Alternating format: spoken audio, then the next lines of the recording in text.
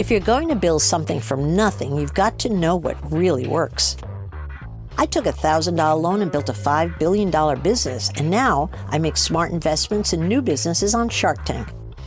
This is Barbara Corcoran, and you're listening to Business Unusual. Today on Business Unusual, I'll answer your questions about business, motivation, life, or anything else on your mind. But first, how to get started.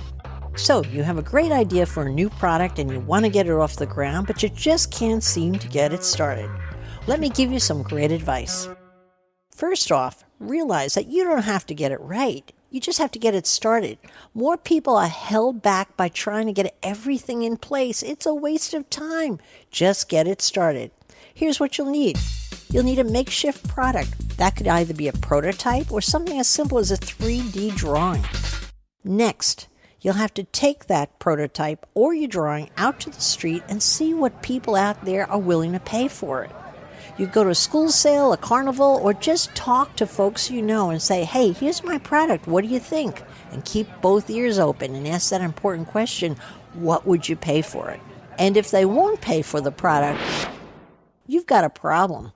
You've got to go back to the drawing board and reconfigure your product all over again and go back out in the street and see if someone's willing to write you a check for an advanced order.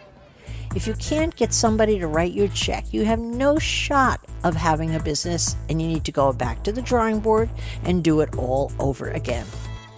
When it comes to selling a product, you should always remember the rule of thumb, which is if it's going to cost you $3 to make it, it means it's got to sell for $6 at wholesale, which means the retailer's got to sell it for $9.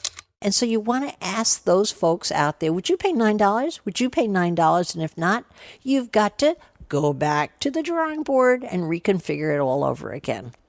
This is called test marketing, and it's a step most entrepreneurs totally ignore when they're starting their new business, and yet it's the most important step.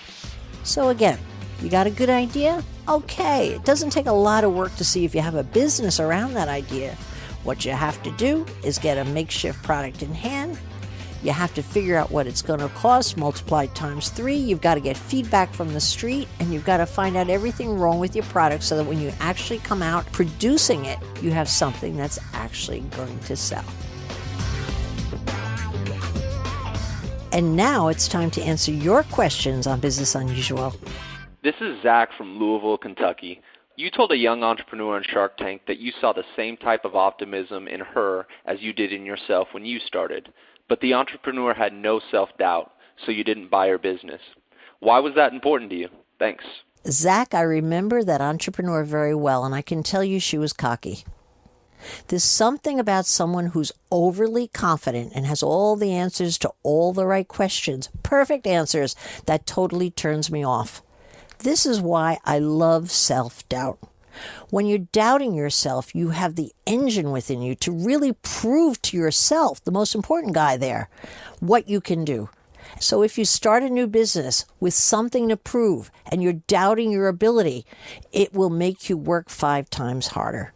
The reason I didn't buy that young woman's business is because she wasn't going to question her ability at all. And that made me realize I would for sure lose my money. Hey, Barbara, this is John from Tampa, Florida. I have a small business, and of course, money's tight. So how do I prioritize what to invest in first?